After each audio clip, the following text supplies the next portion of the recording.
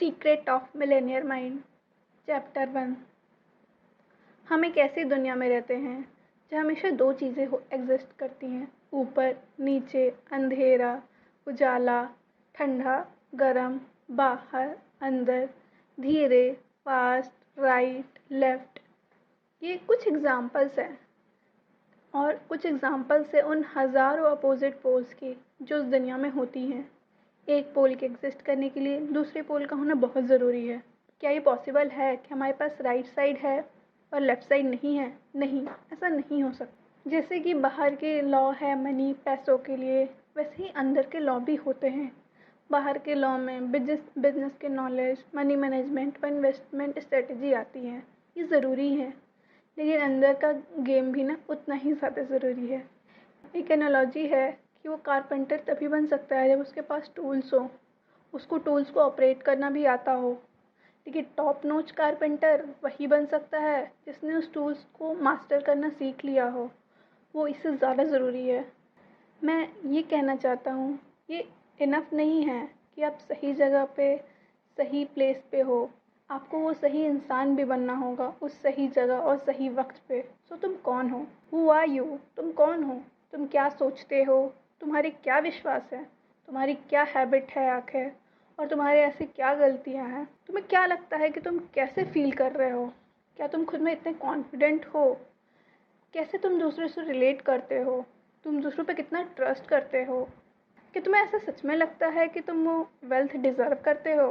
तुम्हारी एबिलिटी क्या है डर में रहने की, परेशानी में होने की, पर इनकन्वीनियंस में होने की या डिस्कम्फर्ट में? तुम्हारे साथ क्या होता है? क्या तुम ऐसे मूड में काम कर सकते हो? फैक्ट ये है कि तुम्हारा कैरेक्टर है, तुम्हारी सोच है और तुम्हारे ही विश्वास है जो बताते हैं कि तुम्हारी सक्सेस का लेवल क्या होगा। मेरे एक फेवरेट ऑथर हैं स्टुअर्ट विल्डर। उन्होंने ये बोला, सक्सेस का की ये है कि आप अपनी एनर्जी खुद बढ़ाओ, कब बढ़ानी है, और लोग आपकी तरफ अट्रैक्ट होते जाएंगे। और जब उन्होंने ये दिखा दिया कि वो आपकी तरफ अट्रैक्ट हैं तो बस काम हो गया। वेल्थ प्रिंसिपल, एक प्रिंसिपल तो ये भी है कि आपकी इनकम तभी ग्रो करेगी जब आप ग्रो करोगे। अरे पैसों का ब्लूप्रिंट आखिर क्यों इतना इम्पोर्टेंट है? तुमने कभी लोगों को सुना है बहुत ज़्यादा फाइनेंशियली स्टेबल हैं? तुम लोगों को नोटिस करते हो जिनके पास बहुत सारा पैसा है और वो वापस खो देते हैं? उनके पास वापस से अच्छी अपॉर्चुनिटी होती है, अच्छा मौका होता है कि वो वापस शुरू करें, लेकिन वो ऐसा नहीं कर पाते हैं। क्या तुम इसका असली कारण जानते हो? बाहर से देखोगे तो ये बुरी किस्मत लगेगी या बुरा वक्त लगेगा, एक खराब इकोनॉमी लगेगी या एक गंदा पार्टनर, व्हाटएवर जो भी है। लेकिन दूसरे साइड में बात दूसरी है। अगर तुम बहुत ज़्यादा पैसों के पास आते हो, तुम उसके लिए रेडी ना हो, तो ऐसा बहुत चांस है कि आप उस पैसों को वापस खो दो और वो पैसा आपके पास ज़्यादा वक्त तक ना रहे। ज़्यादातर लोग के पास इंटरनल कैपेसिटी ही नहीं है कि वो पैसों को बना सके और पैसे को संभाल के रख सके।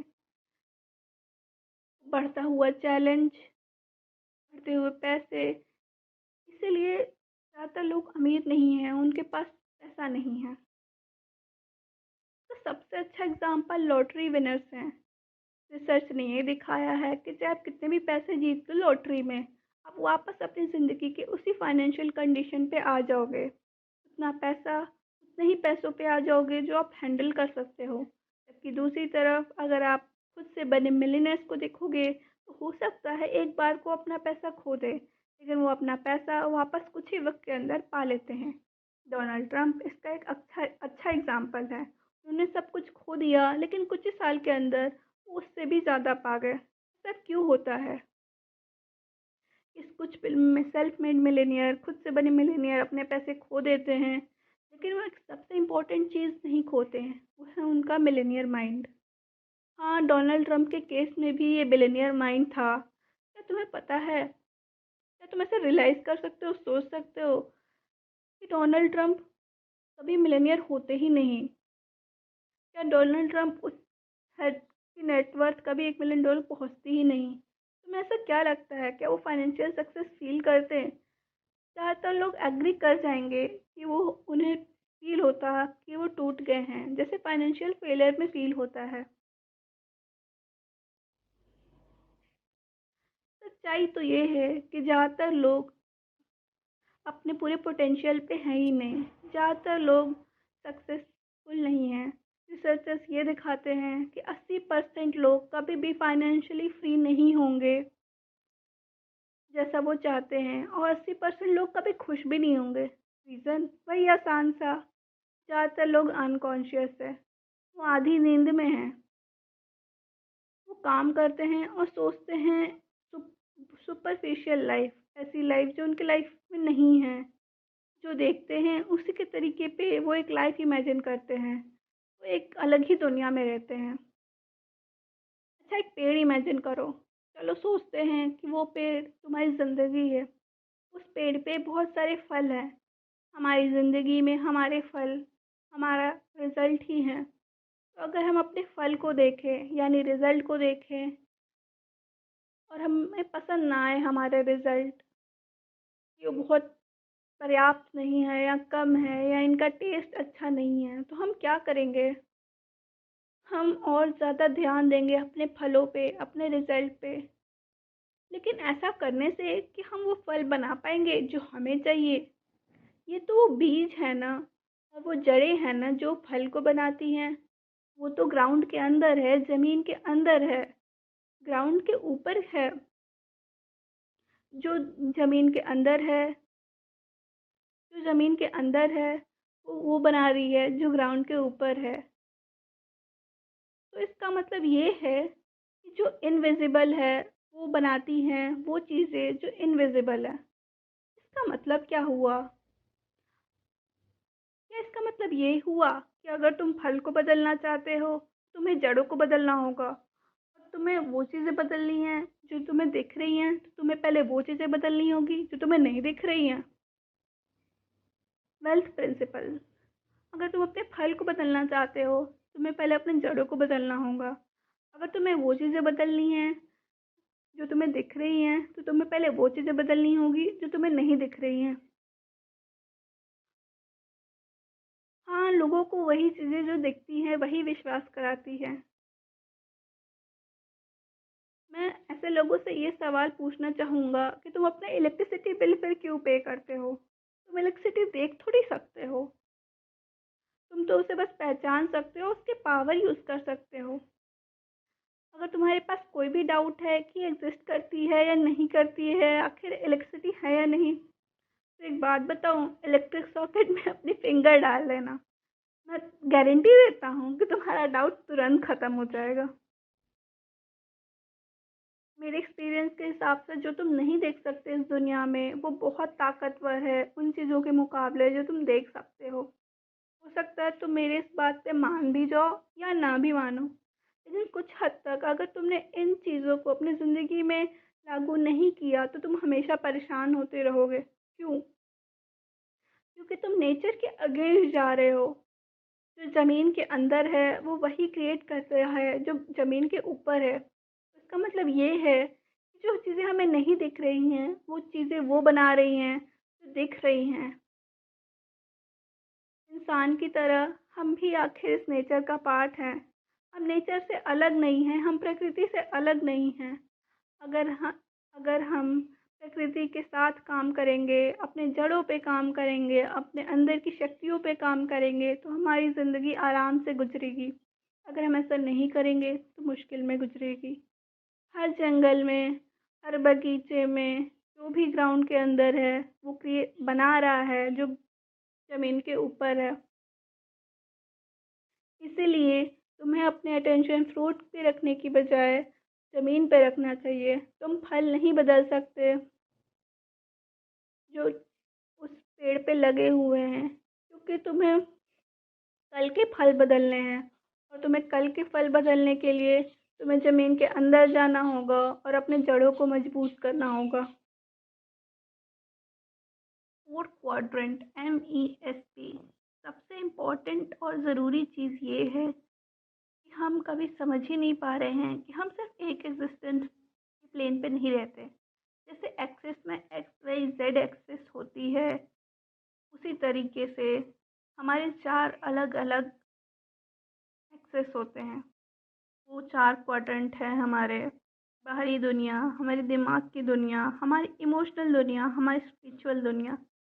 हम ये कभी समझ ही नहीं पा रहे हैं कि हमारे जो फिज़िकल दुनिया है वो बाकी 3 का ही रिज़ल्ट है, प्रिंट आउट है। अच्छा चलो सपोज़ करते हैं कि तुमने एक लेटर लिखा कंप्यूटर में, तुमने प्रिंट की दबाया और लेटर प्रिंटर से बाहर आ गया। तुम अपने कागज़ को पकड़ रहे हो और उसको पकड़ के तुमने देखा तो उसमें तो गलती है, तो तुमने वापस से एक इरेज़र लिया और उस टाइपो को, उस गलती को सही किया कंप्यूटर में। तुमने वापस से प्रिंट किया, वापस से वो कागज़ आया, लेकिन उसमें अब भी वही गलती। तुम सोच रही हो ऐसा कैसे हो सकता है? तुमने तो अभी मिटाया है।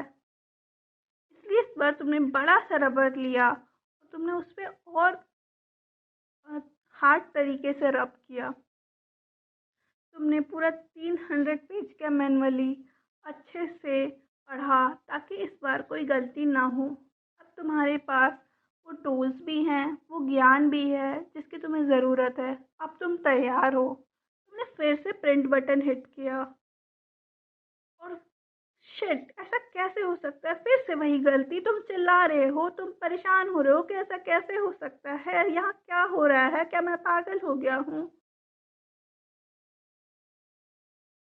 जो चल रहा है वो एक रियल प्रॉब्लम है जो उस प्रिंट आउट में तुम्हें नहीं दिख रही है।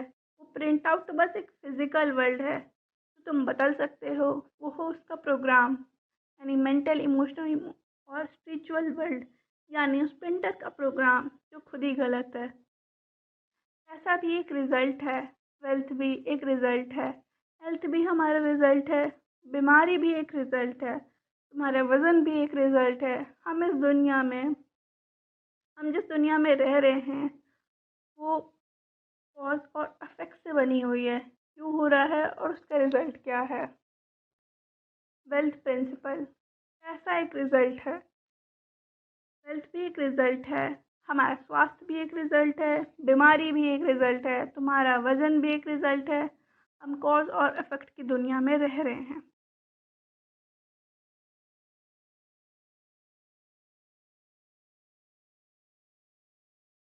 क्या तुमने किसी को सुना है कि पैसे की प्रॉब्लम उसके लिए एक बड़ी प्रॉब्लम है? अब इसे सुनो, पैसे की प्रॉब्लम कभी एक प्रॉब्लम हो ही नहीं सकती।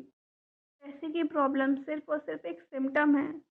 जो तुम्हारे पास साथ क्या हो रहा है उसका रिजल्ट है। पैसे का प्रॉब्लम तो अफेक्ट है, लेकिन जड़ क्या है वो तुम्हारे अंदर है। बाहरी की चीज़ें बदलने के लिए पहले तुम्हें अंदर की चीज़ें बदलनी ही होंगी। जो भी रिजल्ट तुम्हें मिल रहा है, तुम अमीर हो, गरीब हो, अच्छे हो, बुरे हो, पॉजिटिव हो, नेगेटिव हो, तुम्हें याद रखना होगा कि बाहर की दुनिया तुम्हारे अंदर की दुनिया की सिर्फ और सिर्फ एक छाया है, रिफ्लेक्शन है। अगर तुम्हारी बाहर की दुनिया में चीज़ें सही नहीं चल रही हैं, इसका मतलब ये है कि तुम्हारे अंदर की दुनिया भी ठीक नहीं है। ये बस इतना ही आसान है। डिक्लेरेशन आखिर सबसे पावरफुल तरीका क्या है बदलने का? मेरे सेमिनार में एक्सेलरेटेड तेजी से लर्निंग के टेक्निक में मैं तुम्हें बता रहा हूँ कि आखिर तुम कैसे बहुत जल्दी समझ सकते हो, याद कर सकते हो। की इज़ इन्वॉल्वमेंट, चाबी तो इन्वॉल्वमेंट ही है। हमारा अप्रोच है कि हम जो बड़े बूढ़े कह के गए हैं हम वही करते हैं। जो तुम सुनते हो जो तुम भूल जाते हो, वो जो तुम सुनते हो वो तुम भूल जाते हो, जो तुम देखते हो वो तुम्हें याद रहता है, लेकिन जो तुम करते हो वो तुम्हें समझ आ जाता है। मैं हर टाइम तुमसे एक सवाल पूछूंगा जब भी हम लोग एक मेजर प्रिंसिपल डिस्कस करेंगे इस बुक में। पहले अपना हाथ अपने दिल पे रखना और एक वर्बल डिक्लेरेशन मुंह से बोलना। उसके बाद अपने सर को टच करना अपने उंगली से, किनारे वाली उंगली से, इंडेक्स फिंगर से, और उसके बाद तुम्हें डिक्लेरेशन करना। एक पॉजिटिव स्टेटमेंट होगा, एक अच्छी बात होगी जो तुम खुद से बोलोगे चिल्ला करके। ऐसे ऐसे डिक्लेरेशन एक वैल्यूएबल टूल क्यों है? इतना वैल्यू क्यों है इसकी? ये प्रीसियस क्यों है? क्योंकि हर चीज़ एक चीज़ से बनी होती है, वो है एनर्जी। एनर्जी फ्रिक्वेंसी में ट्रेवल करती है, उसकी अपनी वाइब्रेशंस होती है, धारा होती है।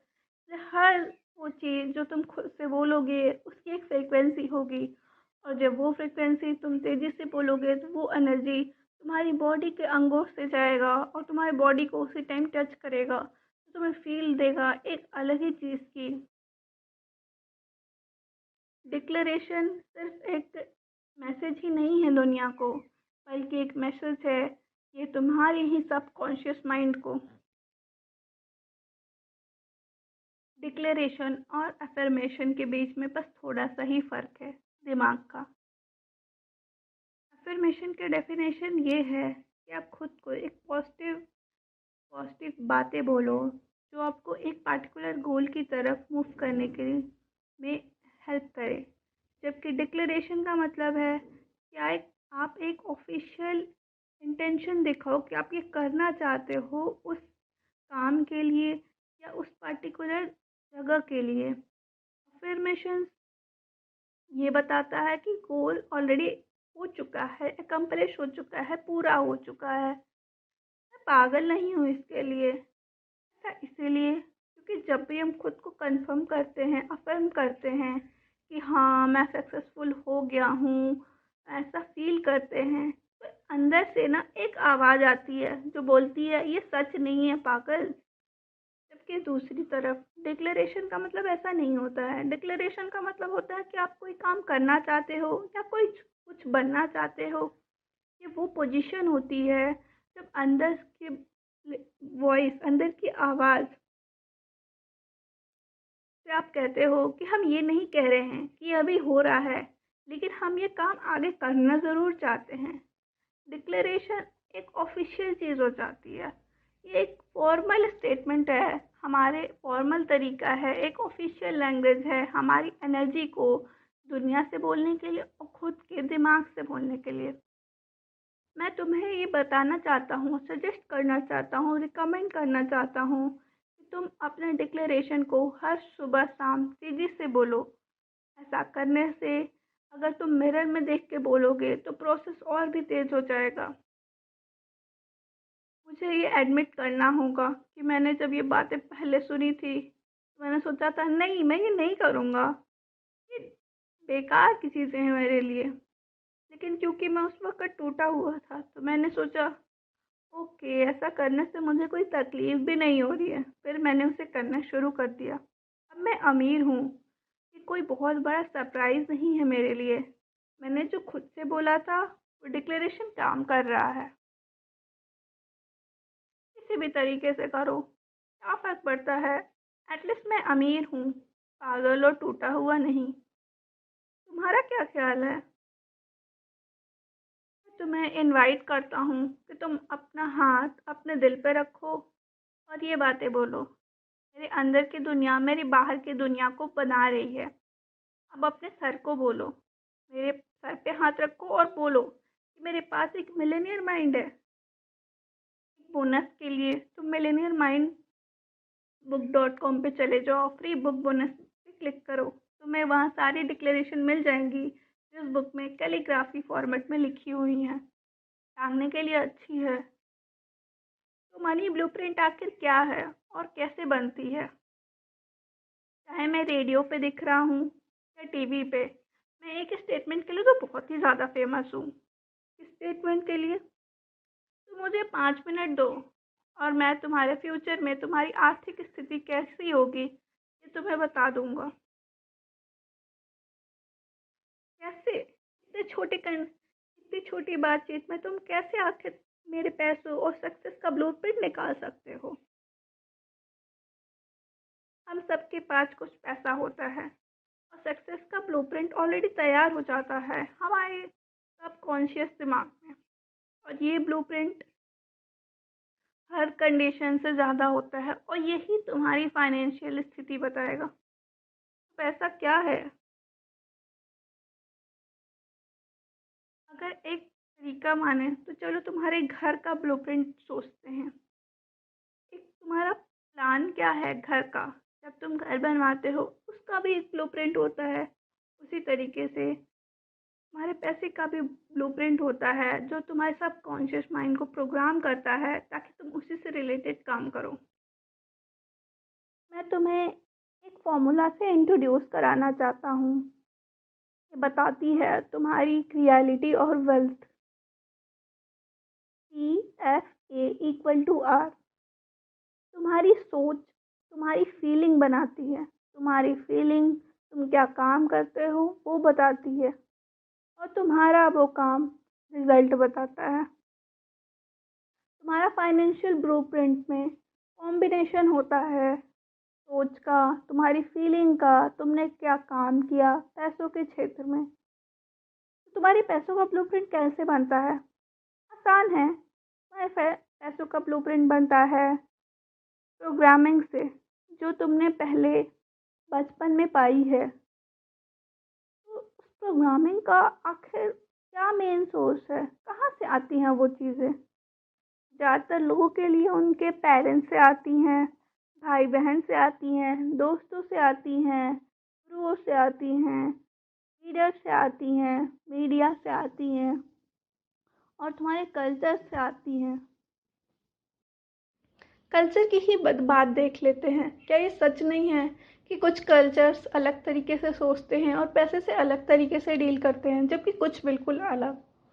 क्या एक बच्चा जब माँ के पेट से निकलता है तो वो सोचता है कि मैं पैसे को ऐसे ऐसे हैंडल करूँगा, या उसे ये चीज़ें सिखाई जाती हैं कि जब पैसे की बात आए तो तुम्हें कैसे काम करना है? तुमने सच कहा, उसे ये चीज़ें सिखाई जाती हैं। सेम वही चीज़ हमारे तुम्हारे लिए और सबके लिए सही है।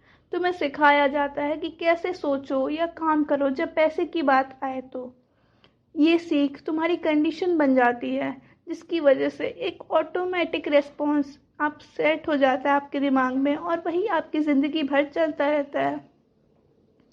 जैसे कि हमने पहले कहा, तुम्हारे थॉट की वजह से तुम्हारी फीलिंग बनती है, और तुम्हारी फीलिंग की वजह से तुम्हारे एक्शंस हो, और उन एक्शन की वजह से रिजल्ट बनते हैं। तो एक अलग सा क्वेश्चन है, एक इंटरेस्टिंग सा क्वेश्चन मैं तुमसे पूछना चाहता हूँ। तुम्हारी सोच या थॉट आती कहाँ से है? तुम कैसे अलग सोचते हो उस इंसान से जो तुम्हारे बगल में बैठा है? तुम्हारे थॉट आती हैं उन इंफॉर्मेशन से जो तुम्हारे दिमाग में रखी हुई हैं, तुम्हारे दिमाग के हार्ड डिस्क में रखी हुई हैं।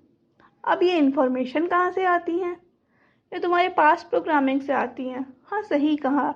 वही पुरानी बातों की कुछ कंडीशंस जिसमें तुम फंसे हुए थे, हर वो सोच जो तुम्हारे दिमाग में बैठी हुई हैं जब तुम छोटे थे।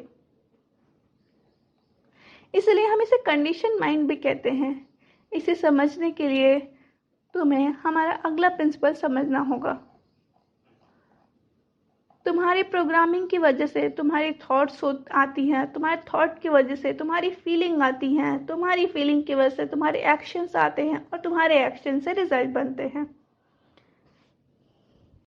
ठीक उसी तरह जैसे तुम्हारे पर्सनल कंप्यूटर में होता है, तुम उसकी प्रोग्रामिंग बदल दो, तुम उसका रिजल्ट बदल दोगे। तो हमारी कंडीशन क्या है? हमारी 3 कंडीशन है। पहला प्रभाव, वर्बल प्रोग्रामिंग। चलो वर्बल प्रोग्रामिंग से शुरू करते हैं। आखिर तुमने क्या सुना है पैसे के बारे में, अमीर लोगों के बारे में, जब तुम बड़े हो रहे थे? क्या तुमने ऐसी कुछ बातें सुनी हैं? पैसा ही सारी बुराइयों की जड़ है। अपने पैसे बचाओ मुसीबत भरे वक्त के लिए।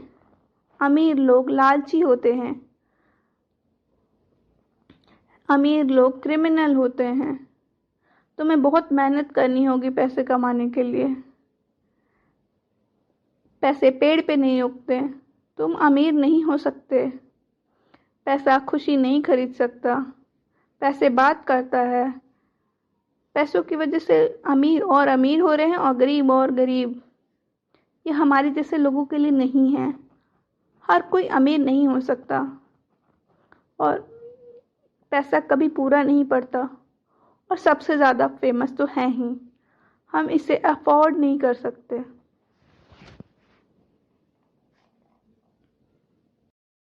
मेरे घर में मैं जब भी अपने पिताजी से पैसों के लिए पूछता हूँ तो उन्हें चिल्लाते हुए सुनता हूँ, तुम्हें क्या लगता है मैं पैसों से बना हूँ? आई विश कि मैं ऐसा बोल सकता कि अगर आप पैसों से बने होते तो मैं आपकी एक हाथ, पैर और इवन उंगली भी लेके भाग जाता। ये सच्चाई है कि जो भी बातें तुम सुनते हो पैसों के बारे में जब तुम छोटे थे, वो तुम्हारे सबकॉन्शियस माइंड में रहती हैं और वो एक ब्लूप्रिंट बन जाती हैं जो तुम्हारी फाइनेंशियल लाइफ को डिफाइन करती हैं। वर्बल कंडीशनिंग बहुत पावरफुल होती है। जैसे मेरा बेटा जैसे जब 3 साल का था, वो मेरे पास आया दौड़ता हुआ, उसने मुझे बोला, डैडी मुझे निंजा टर्टल मूवी देखनी है, या हमारे पास वाले में ही प्ले हो रहा है। जिंदगी भर के लिए मैं ये फिगर आउट नहीं कर पाया कि आखिर मेरे बच्चे को इतनी ज्योग्राफी में इंटरेस्ट कैसे है।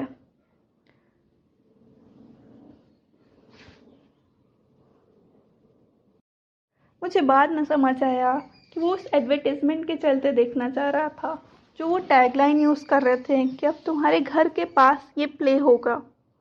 दूसरा एग्जाम्पल है वर्बल कंडीशनिंग का, जो हमारे मिलेनियर माइंड सेमिनार पार्टिसिपेट में हुआ। स्टीफन, जिसके पास पैसे कमाने की प्रॉब्लम नहीं थी, बल्कि ये प्रॉब्लम थी कि वो पैसे संभाल के नहीं रख सकता। स्टीफन जब कोर्स में आया, वो $8 लाख पर साल कमा रहा था। और सरप्राइज़ तो ये था कि वो इतने पैसे 9 सालों से कमा रहा था, लेकिन वो उसे संभाल के रख नहीं पा रहा था।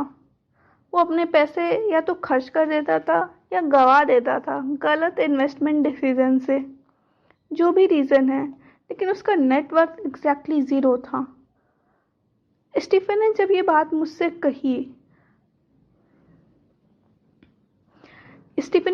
कही कि जब वो बड़ा हो रहा था तो उसकी माँ उससे कहती थी कि अमीर लोग बहुत ही लालची होते हैं, वो गरीबों के पैसा नोच के खाते हैं, तुम्हें उनसे दूर रहना चाहिए।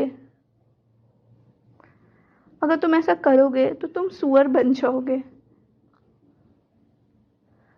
ये रॉकेट साइंस की स्टडी नहीं मांगता ये समझने के लिए कि आखिर स्टीफन के सबकॉन्शियस माइंड में क्या चल रहा था। इसमें कोई सरप्राइज नहीं था कि वो फाइनेंशियली टूटा हुआ था। वो वर्बली कंडीशन था अपनी माँ के द्वारा ये समझने के लिए कि अमीर लोग तो लालची ही होते हैं। इसलिए उसके माइंड ने अमीर लोगों को लालची लोगों से जोड़ लिया था, जो कि बुरा था, और वो बुरा नहीं बनना चाहता था। इसलिए सबकॉन्शियस माइंड में वो अमीर नहीं बन सकता था। स्टीफन अपने माँ से बहुत प्यार करता था और उन्हें डिसएग्री नहीं करना चाहता था, और अगर वो उनके भरोसे के हिसाब से अमीर बना तो वो उस बात को कभी नहीं मानेंगी। इसीलिए वो हमेशा ऐसा करता था कि हमेशा एक्स्ट्रा पैसे गंवा देता था, नहीं तो वो सुअर होगा। अब तुम इसे सोच सकते हो कि वो अमीर और गरीब के बीच चुन रहा है, अदरवाइज वो इस बात को उसकी माँ अप्रूव नहीं करेंगी किसी भी तरीके से।